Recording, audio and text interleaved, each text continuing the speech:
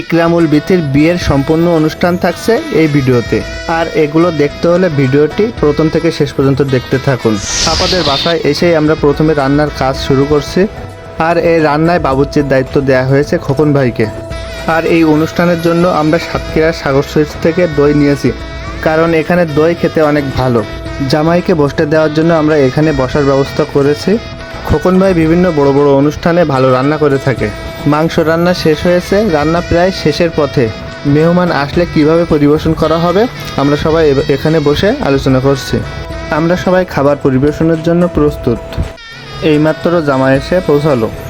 এখনই আমাদের আদরের জামাইকে কোলে নিয়ে জামাইয়ের আসনে নিয়ে যাওয়া হচ্ছে।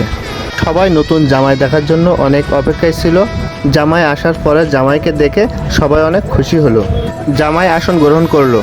দেরি না করে বিয়ের কার্যক্রম শুরু করা হলো। সামিয়া সুলতানা বিথি এর সহিত 1 লক্ষ টাকা দেনমোহর নগদ 1000 টাকা বাবদ সাক্ষীগণের উপস্থিতিতে আমাকে নিজের বিবাহের জন্য সহি করিয়া বিবাহকে তিনি কবুল করিলেন।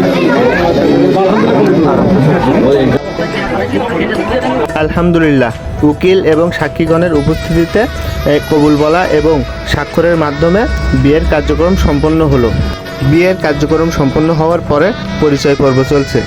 মেয়ের মামাদের পক্ষ থেকে জামাইকে আংটি পরিয়ে দিচ্ছে মেয়ের বড় মামা কামরুল।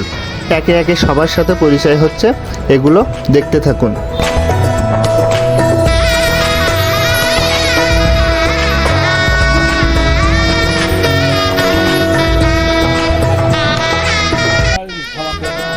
পরিচয় পর্ব শেষ করে দ্রুত খাওয়া দাওয়ার ব্যবস্থা করা হলো।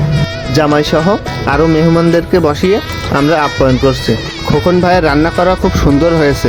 আলহামদুলিল্লাহ, খাওয়া দাওয়ার পর্ব খুব সুন্দরভাবে সম্পন্ন করা হলো।